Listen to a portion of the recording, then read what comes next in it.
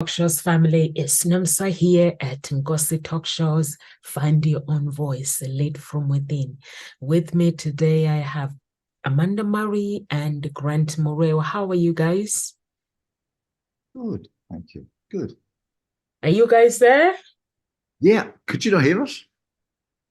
Yeah, I was saying that the audience would love to hear how you guys are. I'm good. I was just saying. I was just saying. I'm just very honoured to receive this mentor of the world. Mentor of the world. Best mentor award from the London Organisation of Skills and Development. Very prestigious award. Very prestigious indeed. I'm very honoured. I Good was, news. It's good news at Ngosi Talk Shows, is it? yeah, it's great news, isn't it? It's great news for gossip talk shows. Oh Yeah, yeah, I love that. I love that award, Grant. Congratulations. That's thank you. good. So So, we have, I won the award 3 weeks ago. You've got one as well. yeah. So got two awards. We need more. Even more, I'm sure you've got many coming, Amanda. Or unless you've had them already, you're very skilled at what you do. Are amazing. Congratulations to both of you. Thank Yeah, you. it's awesome. Awesome. It's all the hard work. Okay, so let's go to the topic, guys, and we're celebrating you, Grant. I'm so pleased for you. Thank you. Thank you. Yeah. It's it's all the hard work that you put into the work and adding value to our communities and around the world. So we appreciate you. Thank you. Thank you. So the topic today, guys, is how to stop worrying about what others think of you. And welcome to Gossip Talk Shows, our family. So we are going to dive into this topic that resonates with many of us, how to stop worrying about what others think of you. If you are ready to embark on a journey of self-acceptance and confidence, stay tuned. Grant or Amanda, what do you guys think about this topic? Amanda, do you want to begin or no? Okay. All right. What do I think about the topic? Um, I was going to say something first of all, and I thought, well, I'm a bit concerned what people might think if I say it. No, I'm just joking. That's the title of the subject, How to Not Worry About What People Think. Um, yeah, it's a great subject because I think to some extent we all do, don't we? We all worry a little bit about what people think. Um, yeah, recently I could tell that there was someone. I was at an event and there's lots of people really got on well with them. There was one person who really didn't resonate with me. I could just tell. They never said anything, never did well, did anything, but of course I'm a human behavior profiler. So, I could tell someone's not resonating, whether it's jealousy, whether it's anxiety, whether they just don't like me. I don't know what. But it bothered you for a few moments. And then I thought, no, I'm not going to try to make the person like me. I could do, but I'm not gonna. I'm not gonna push it. I'll leave it. Now there was a time when I wouldn't have thought that.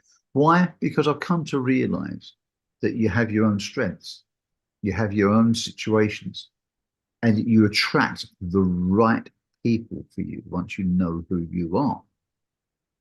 So the point is how to stop worrying about what others think. Firstly, it was once said, and I love this expression, that other people's opinions of me are none of my business. I think that's a wonderful expression. It's, and someone said a while ago, blah, blah, blah. Well, I think this. And I said, I completely respect the fact that that's your opinion. Doesn't make it right. It's just your opinion. Doesn't make my opinion right either. It's just my opinion. Yeah, we don't have to agree on things, but it doesn't make anybody right or wrong. There's different ways of doing things. And once you get to that understanding, I think it's important. So, how to stop worrying about what others think of you is really about what you're thinking of yourself. Because once you really know yourself and you know your value and you know what you're doing, there's really no need to worry about what other people think.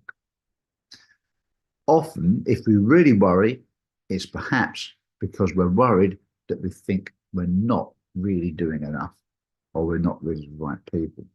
Then we have to look at it and think, is this real? Is it a reality? Or is it a mindset thing? So I think that's what's behind it, but the subject is how to stop worrying about what other people think of you. And that's my pre-frame for it. And that's the way I approach it. Amanda, what do you think about the subject? What's your overriding thoughts? Well, I think no matter how good you are, kind you are, no matter how hard you're working at becoming successful or becoming your own version of success, there's always going to be someone who's critical of you, no matter what. Even when you're like, I'm sure there were people who are critical of Mother Teresa and what she did, right? Even though she's known for being like so kind and doing so many compassionate things in the world. And same with Gandhi, right? And if we look at that and we look at how no matter what it is that you're doing, no matter how hard you're working, there's always going to be someone in your life that may pop up and be like, well, I don't like that, or are you sure that you should be doing this? Or that nattering that I know that comes from certain people in my life that I've had to just like take a step away from, and really, no matter what it is that you're doing, you need to do it for yourself, not for anybody else. And so I think it really ties into what you were saying, Grant, about like so much of how we absorb what other people say is really how we feel about ourselves. And when we feel confident and strong and that we're building our self-esteem, we start to let go of those people who are pulling us back and holding us down. And so when we are trying to get rid of worrying about what other people think, we have to really start worrying. Then the only thing we should be worrying about is what we think of ourselves.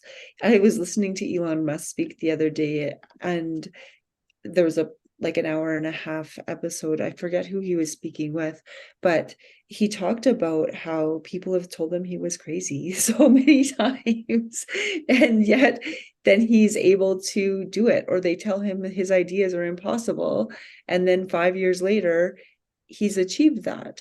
And so he's like, I just stop listening to any of those people, and I just do what I know that I'm capable of. It just takes me time to figure it out.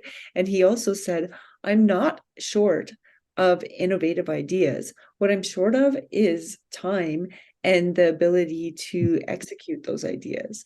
And I was like, that's so powerful.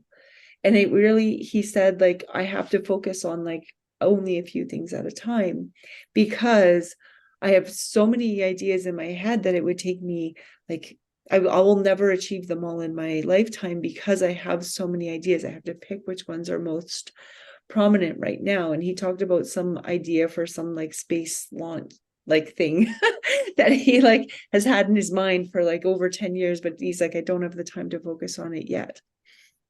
And I thought that was really interesting too, was like categorizing what is important to focus on in that moment. And I was like, that he talked about creativity too, and how creativity is so important.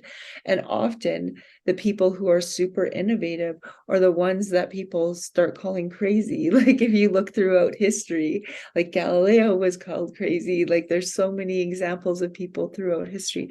Edison, right? There's so many examples where now we look back at them as geniuses, and yet in the moment or in their time, they were the Wright brothers, right? You'll never make something fly. And yet now they've been able to achieve that. And so when we worry about what other people think, they just don't see what we see in our minds as something that is possible.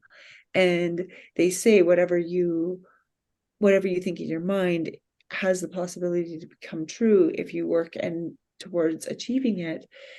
We need to start thinking that way more than listening to the negative banter that people have that don't see the innovation that you see, or see the possibilities that you see, because those possibilities that you see have the potential to come true as long as you continuously work towards them. That's brilliant. I agree with you, Amanda and Grant, and I like it when Grant says the quote, mentioning the quote that other people's opinions are none of my business.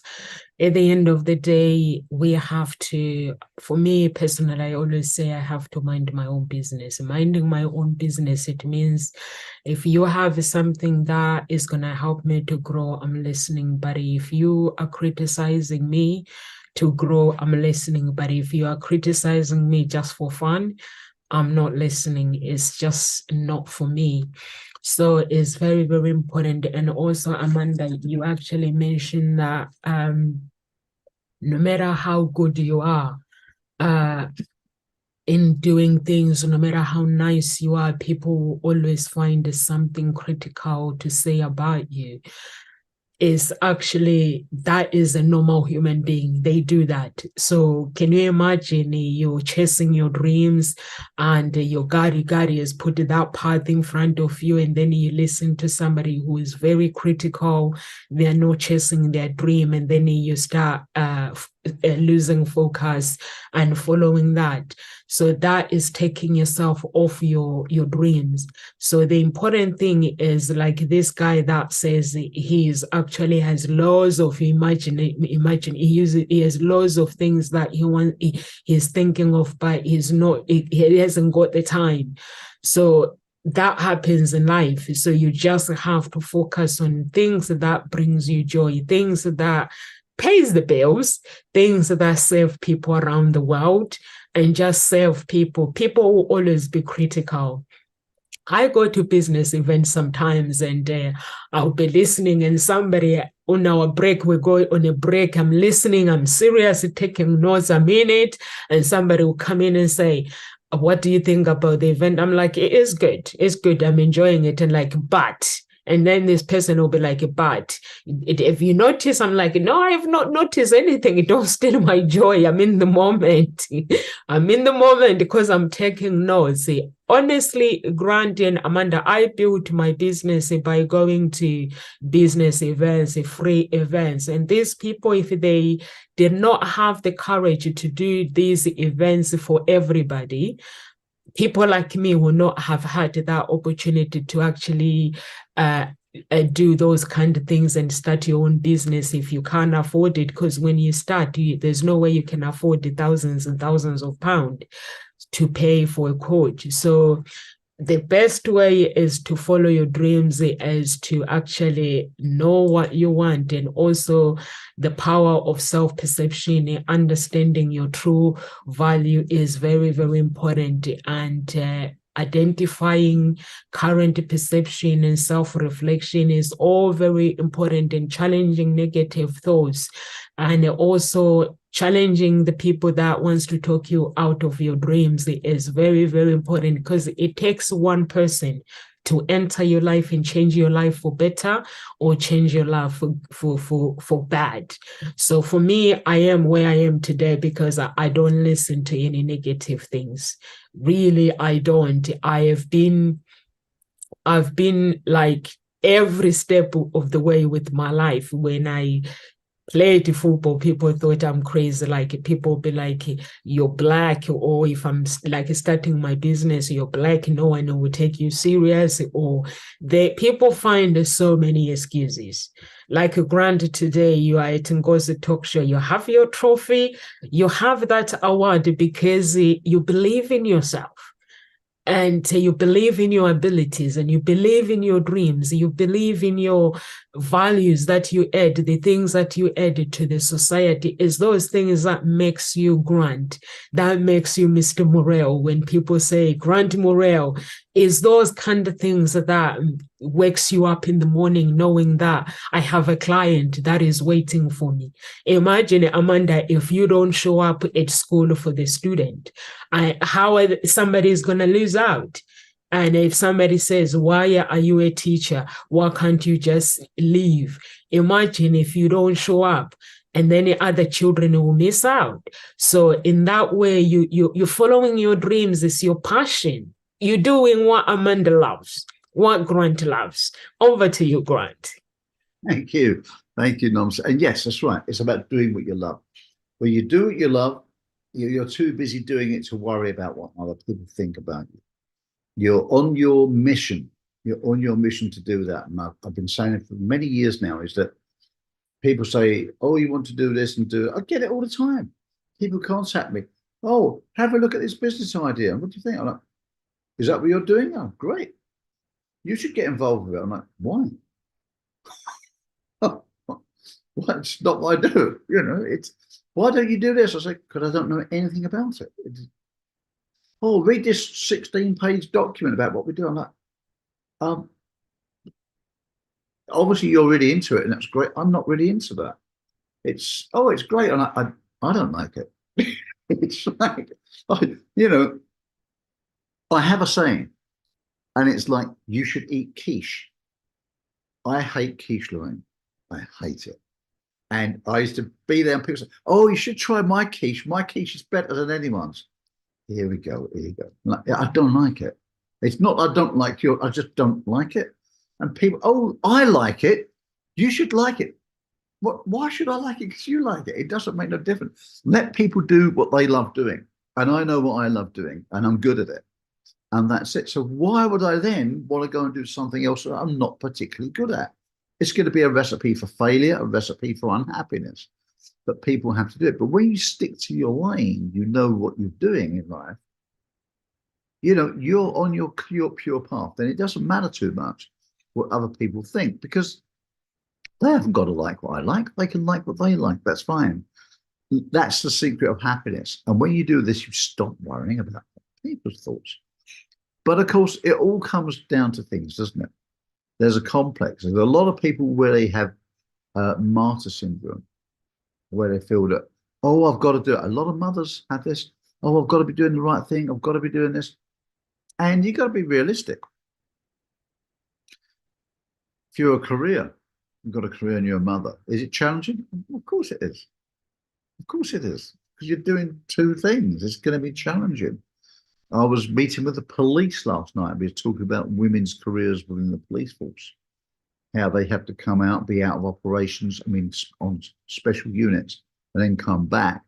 It's a challenge, but they've looked at the curriculum to see how they can now condense that retraining when they get back to get them up to speed in time, so they're not too long out of operations, because it's difficult to get back in if you've been out for a long time. So taking into account that, because when you're balancing, bring up children and a career, of course it's challenging, because many years ago, that wasn't the way things worked. You either brought up children or you had a career.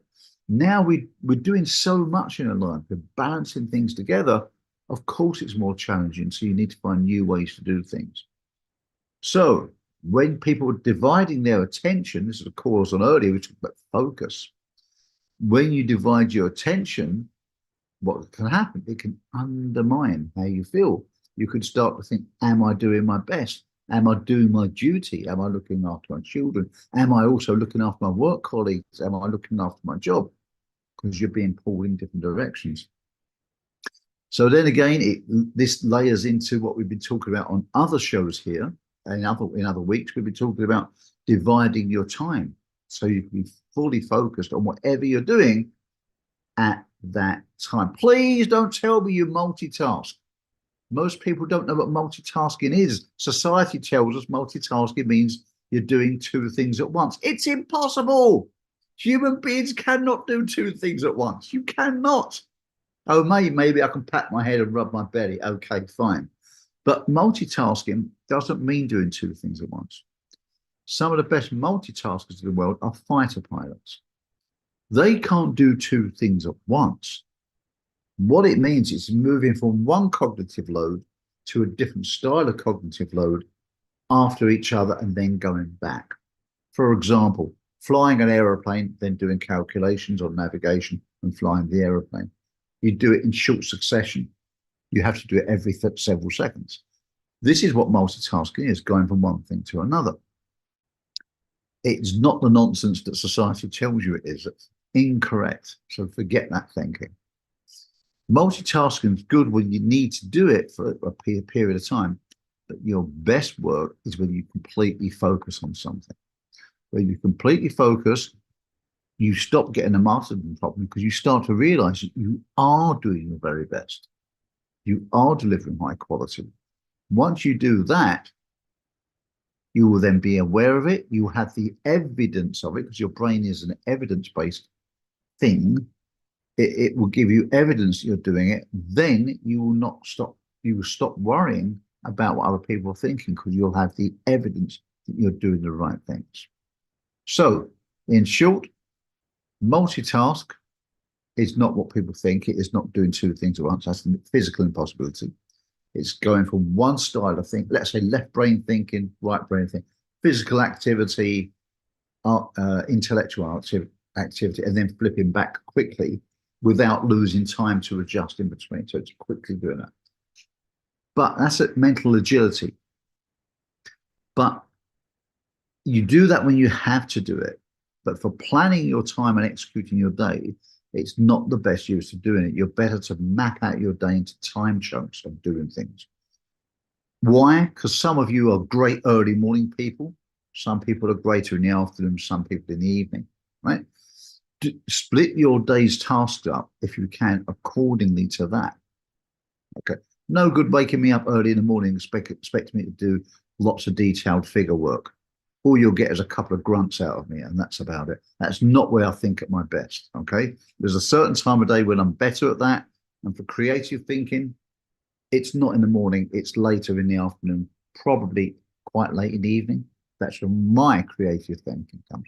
Not saying you should, you could be completely different, and that's absolutely fine. So map your day out, then you'll get the best results.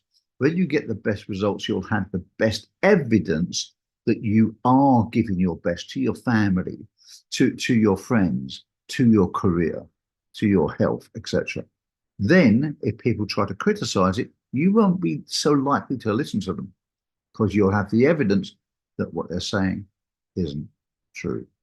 That's a little bit of advice and a way that you could approach it.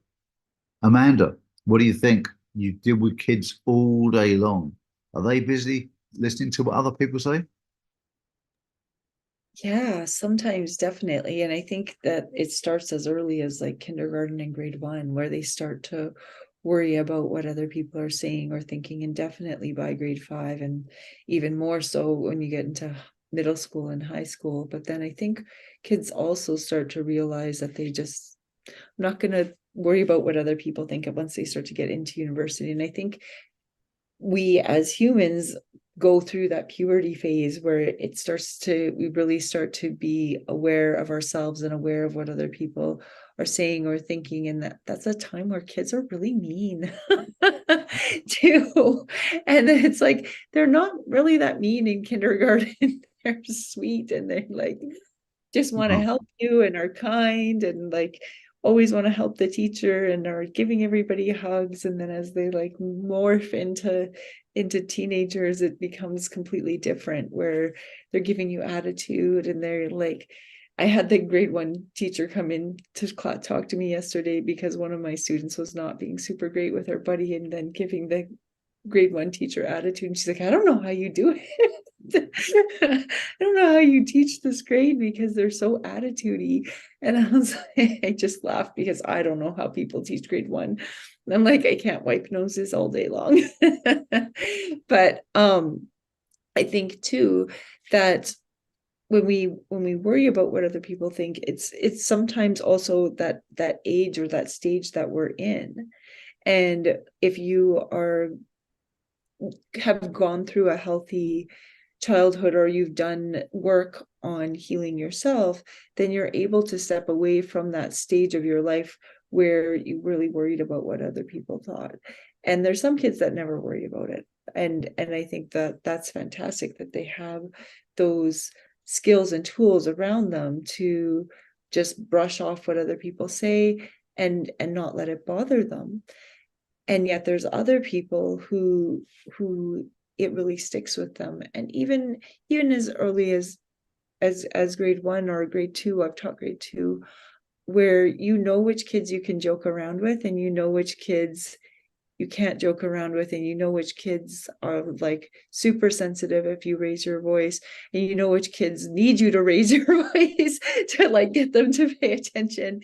And so it's like navigating that, like, what is it that each child needs at different points in time for them to not be, not worry about their self-esteem, and to support them best. And how do we support them best? And I know there's kids that need that joking around, and I know there's kids that need that sensitive, caring, compassionate teacher, and it's trying to find a balance all the time. And so with kids, I know that they worry about what other people think, and it becomes more apparent at different stages. And so I think if we can help support them as parents, as teachers, as aunts and uncles, then they'll go through that stage for a shorter amount of time. Because even if you think of your own life, when did you worry about what other people thought of you the most? Or did you ever? And so when I think about that, I think about like that middle school age of where I really worried about those things. And then once I got into high school and stuff, I stopped worrying about those, and university didn't care. But like, the kids that just don't care because they're willing to wear sweatpants to school and in high school, and they just don't care. And I would wear sweatpants to school and not comb my hair some days. And then the next day I'd be dressed up and I'd be like, I just don't feel like dressing up today. And so, but there's people that like won't walk out of the house without makeup on. And that's because they worry about what other people think. And so the people that are like, oh no, those are my clothes that I don't leave the house in. And it's like, but why? Why can't you just run to the grocery store in your sweatpants? What's the big deal? You're worried about running into somebody?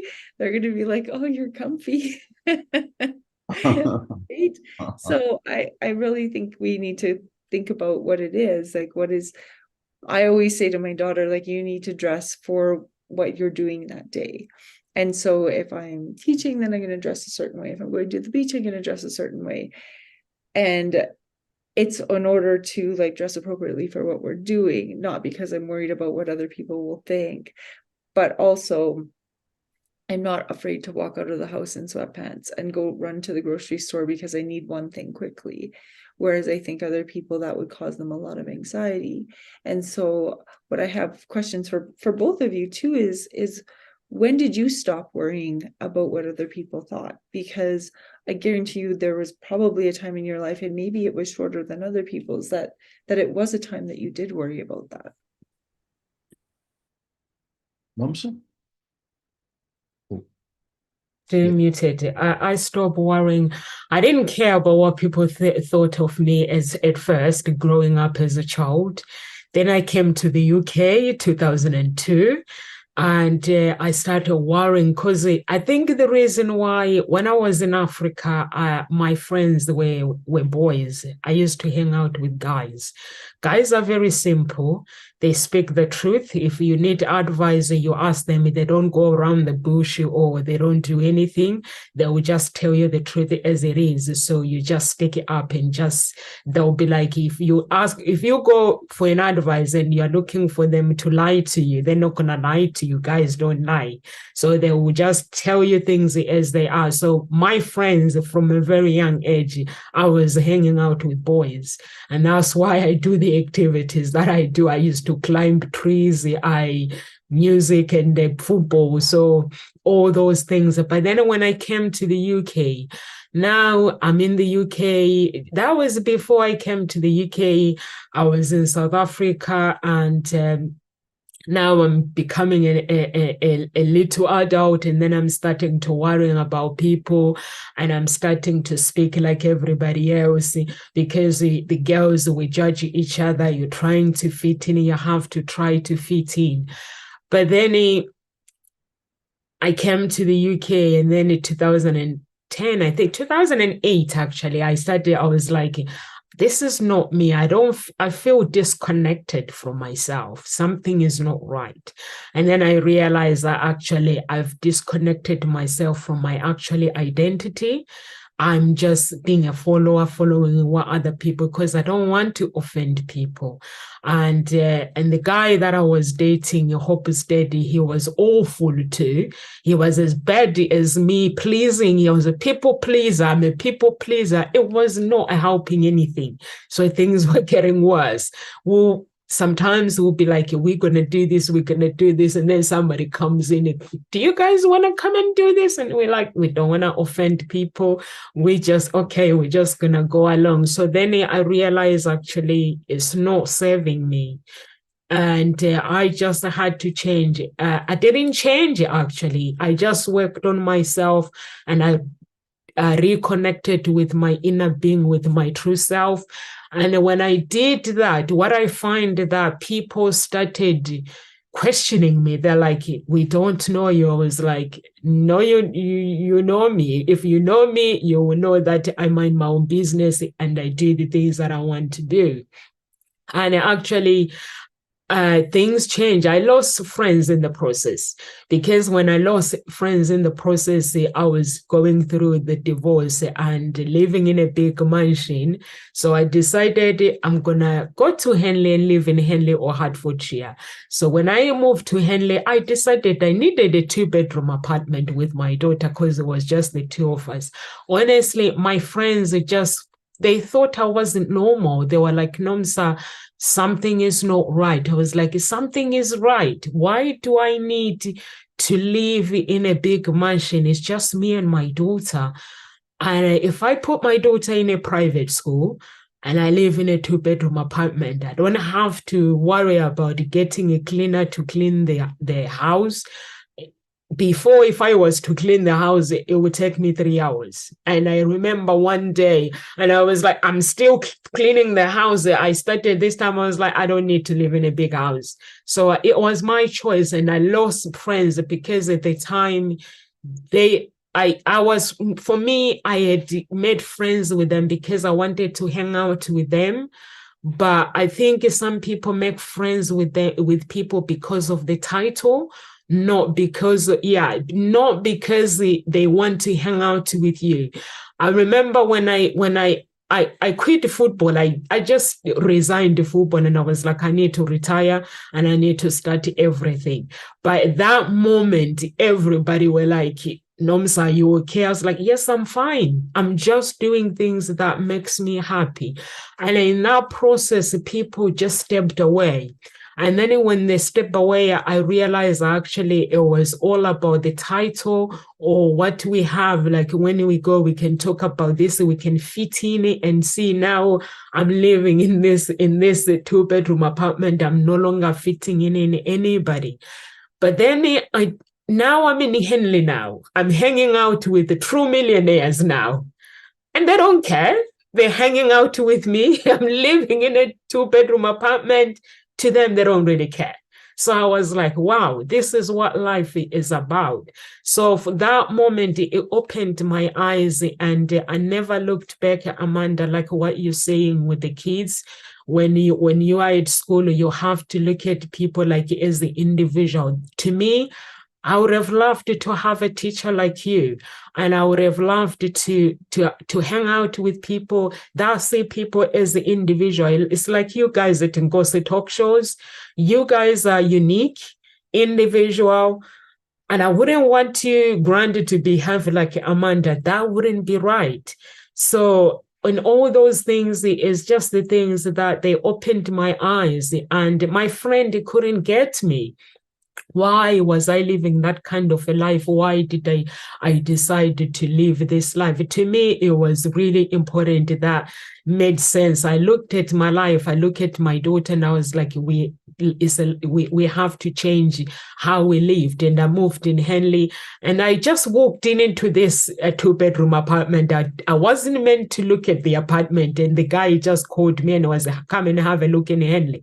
And I just loved the apartment. It's so beautiful. I was like, we're taking this. And my daughter was like, yes, mommy, I like it too. And even her dad, he was like so pleased for us. We thought he was going to tell us off. But when he came in is to see the apartment, he was like, this is awesome. So it was so beautiful. So, but I lost friends in the process, and those friends were never my friends in the first place that I thought they were. But then when they wanted to come back, it was then me. Now I had to make that decision to say, no, I cannot be in that environment anymore. And then I've decided to meet new people. I've decided to recreate my life how I want it. And I was happy with that. I don't know, Grant, what has been your experience where if you ever tried to fit in with people? Come on, tell us. Don't say I've always been awesome. You're muted. Sorry, I was, wasn't I? No, not by any means of the imagination. I think I was somebody who did used to care quite a lot about what people thought about them. And if I'm really honest, I still do a little bit, a little bit. I don't think it ever goes completely. I'm speaking for myself, but generally I don't care. Generally, I don't care any longer. That doesn't mean to say, though, that I'm a very even-handed person. If someone ever criticise, I will think, are they right? Have I done something wrong? You know, have I? Because if there's a lesson to learn, in mentorship and coaching, it is about excellence. And you know, you can't get excellent if you just don't listen. So I listen and think, yeah, you know, oh yeah, there's something to take on board there. But it's if someone's giving you a piece of good, helpful information with the right intent, or if someone's just being critical, okay, it's a different thing. But do I listen to people's opinions? Well, it depends who's giving the opinions, isn't it? You know, are they valid together? I mean, if you want to get my opinion on landscape gardening, don't listen to me. My opinion isn't worth anything. I don't know anything about landscape gardening. If it's going to be on coaching, business, mindset, yeah, you may want to listen to me because I know a thing or two about that. So it depends who's giving the opinion. Will I listen? Yes. But when did I stop? Really? When did I start having my own opinion and caring more about that? When I got evidence that what I'm doing is right.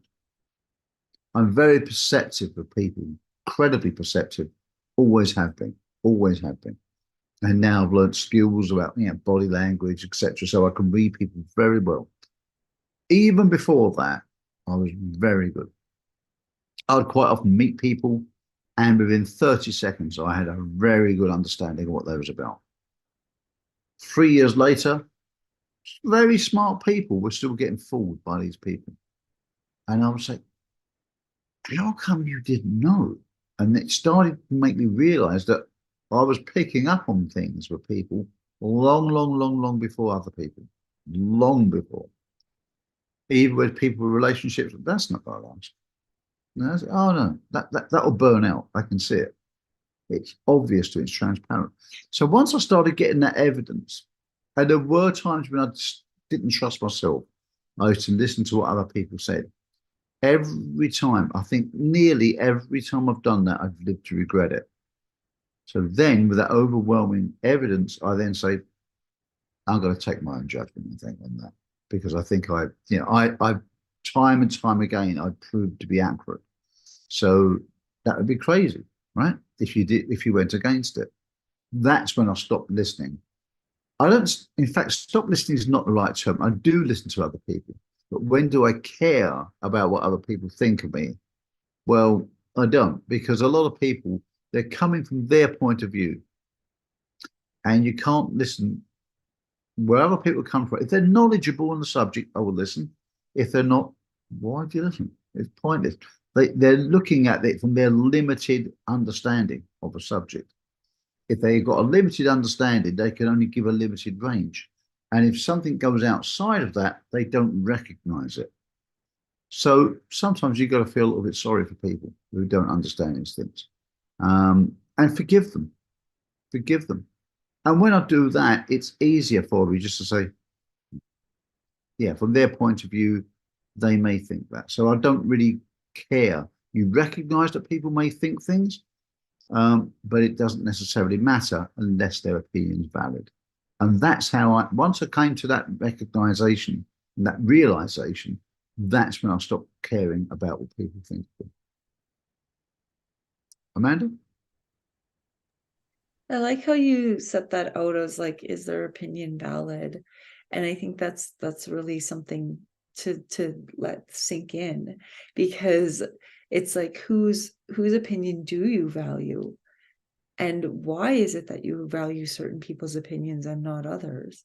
And so I think that's something that's a really good question to like sit with, is whose opinion do I value more than my own?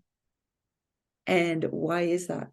And then once you figure that out, is there times where maybe I need to sit back and not value that person's opinion in these certain areas, but maybe do in other areas? And I like how you said that there's times where you're like, okay, they have this opinion. Are they right? Did I do something wrong in this scenario?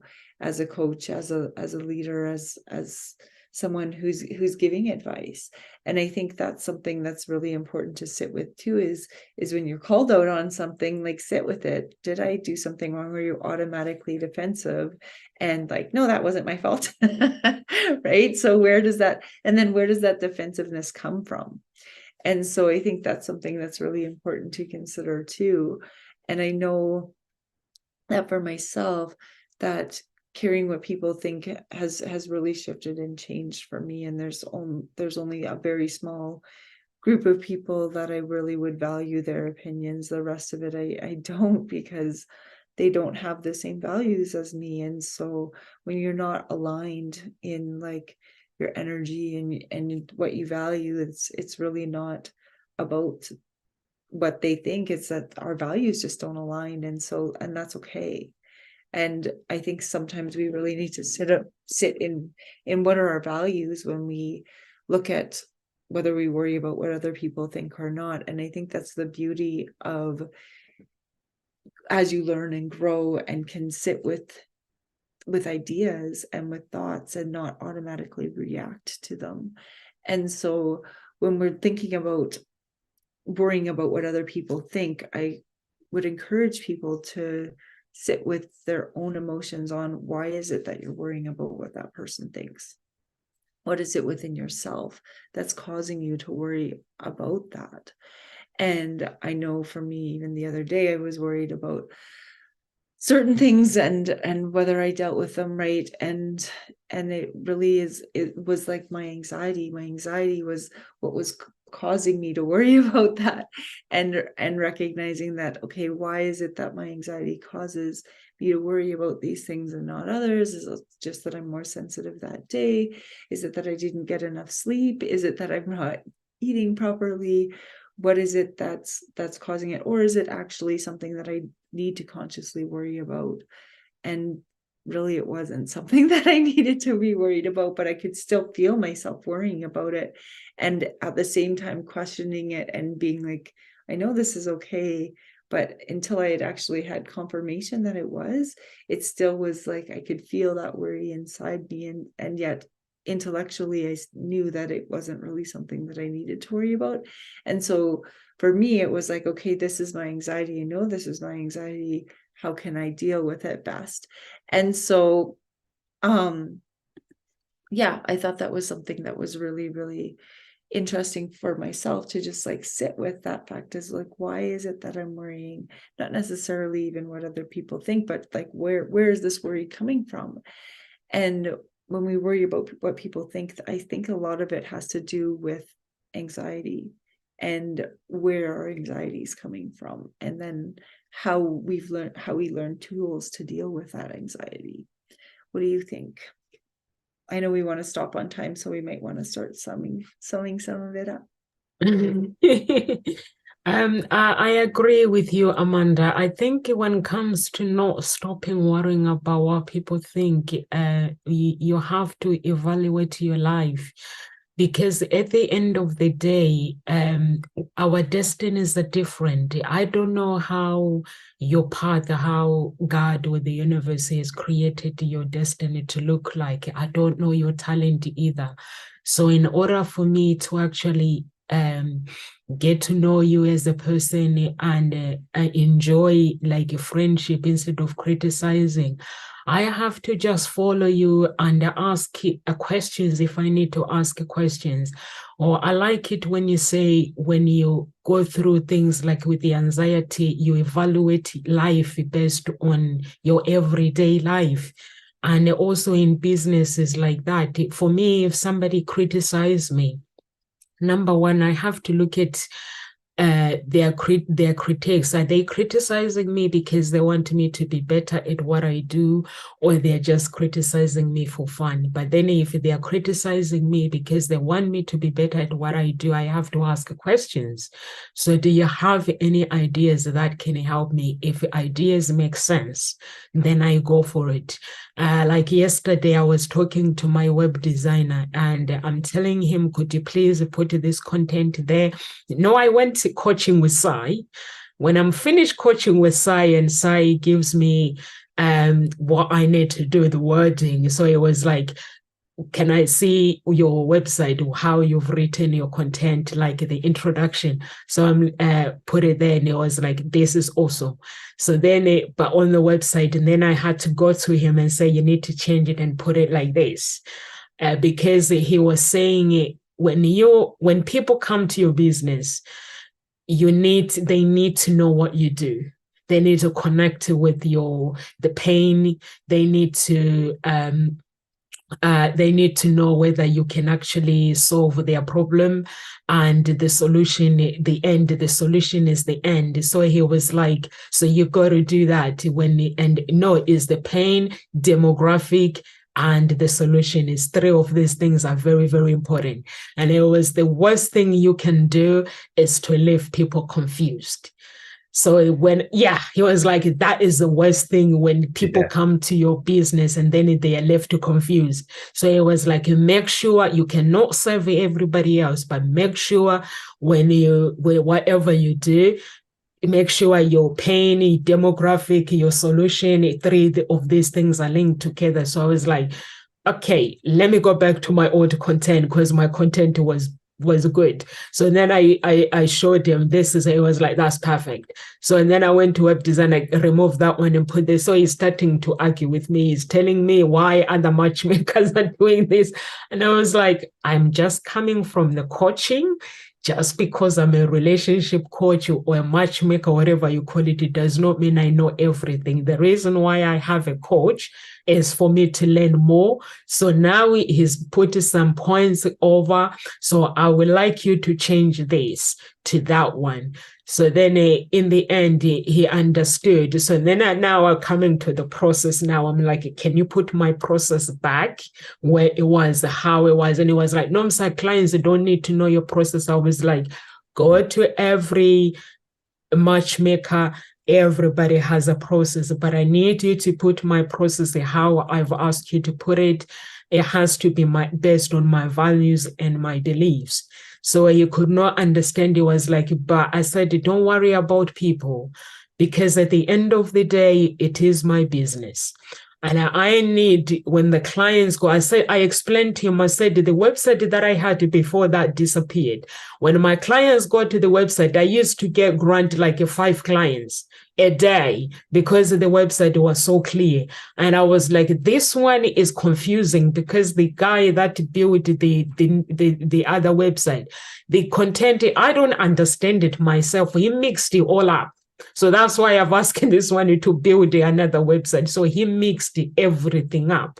So I said, if you go to this website that is up, if you're honest, the content is mixed up, and I need you to fix it. So he could not understand. He was telling me 20 reasons why other matchmakers. I was like, don't worry about other matchmakers. I'm just NOMSA and just serving my clients how I need to serve them. So I think it is important, coming to what you guys were saying, that you don't need the validation from people. You just have to do what you think is right. So I started explaining. I said to him, before I started my business, I had 2 guys doing research with me. And I said to him, I know my competitors very, very well, because I've researched them and they are good. And I'm not going to lie to you. So I said to him, if I need to compete with it, I send him the 7 agency that are really, really good. I said, these agency, I have done some research and I'm also in the group with them. These guys they are awesome. They are very, very good. So if I really, really need to make money, I'm going to have to, my standard is going to have to be based on my values, not like similar to everybody else. In that way, then he understood. And I was like, before I started the matchmaking, I had to do some research. And sometimes I will sleep like maybe 2 hours or 3 hours just to find out how to serve people better and also how to give them that dating safety as well. So I was like, I know my subject very, very well, and I can tell you the agencies that are better than me gracefully because they are better than me. So I was like, honestly, they've been running for a long time and they're good at what they do. So I was like, if I need to be in this category, I'm going to have this attitude. That's why I have a coach. So he couldn't understand. In the end, he got it. And everybody else, because I was back and forth with everybody else, but in the end, he got it. So it's good not to listen to people. And also for me, I think this is gonna be my word of encouragement. I was just gonna say to everyone out there, if you have dreams and you want to go for what you believe is true about yourself, just go for it. Don't listen to people telling you that your dreams are too small, your dreams are too big, because at the end of the day, it is your destiny. And just listen to those who criticize for you to be better, because I can guarantee you there are people that will come and criticize you because they want to celebrate you. Those guys, listen to them. But anyone else that criticize you for fun, to make fun of you, just move on, find a different crowd, and just keep dancing in your own dance and keep singing your own song. Over to you guys. Thanks for that. Thanks, Nomsa. And it's true. Clarity. If someone's confused, and I do that in my coaching, I'm looking at people's websites all day long and things like this. And when they're confused, a confused mind will take no action. So if your clients are confused, too much hard work, they don't know what they're talking about. If they don't know, they're not going to depart that onto me. And they'll just move on. They need to have clarity, declutter, less. Clarity is simple. This, or this. This will give you that. That will give you this. This will give you that. What do you like? It's simple. And that's what people love. Their lives are too complicated as it is. So clarity is everything. And this comes back to what I was saying, not to what you were saying there, is that whose opinions do you listen to? If you listen to someone who knows what they're talking about, you're going to listen to their opinion. And that's it. And we need to demonstrate that to other people. If we're clear on what we're thinking, if you're living life on purpose, you know why you're getting out of bed in the morning, you know why you're going forward. If you know that, you're on your mission. And I used to say to people years ago, well, I'm going to go and do that. You are welcome to come with me if you wish, but if not, that's fine, because I'm going there anyway. And that's the thing. Once you know where you're going, it's easier not to listen to what other people think. And I think that is it in essence. So that's Lobster's opinion, that's Man's opinion, that's my opinion. But the key thing is, I think the question for people to ask themselves before we close is, what do you need to know about yourself? What evidence do you need to see in yourself that will enable you to stop worrying about what other people think? Once you have clarity on what that thing is, go and get it, and everything else will fall away. And you will not care very much about what other people think. That's what I wanted to say. Amanda. I love how you just summed that up perfectly. And I think that's a great way to do it. And I know if you're working on tools, one of the tools to stop worrying about what other people think is just start doing some affirmations. And so what affirmations could you do for yourself that would be like, okay, I'm not going to worry about what they said about this. And so maybe it's like, I'm strong, or I'm loving, or I got this, or I'm innovative, or I'm creative. And what is it that you're going to tell yourself instead of listening to the criticism that somebody may be giving you? And I like what Nomza said before too about that. Is it constructive criticism to help me be better, or is it just criticism for the sake of criticism? And that constructive criticism is like essentially what my job as a teacher is be like, okay, this is great, how can we make it better? And I always tell my students, no matter how great your writing is, I'm always going to give you a suggestion on how to make it better, because even as a teacher, and when I was doing my master's degree, I'm like, my professor, no, even when I get A's and A pluses, they still give me suggestions on how to make it better, because no matter what, I could always make my writing better in some way. And so I'm always going to do that for you as well.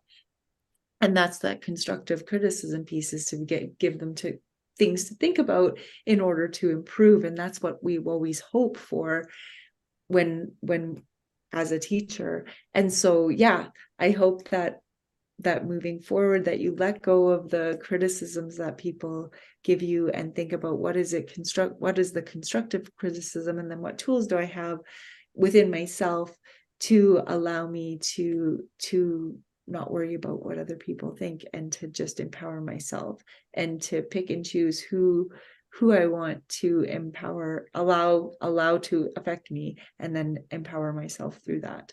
And so you can reach out to me on my website or on any social media at artmindfulnessandcreativity.com. And I've got lots of free resources on my website as well.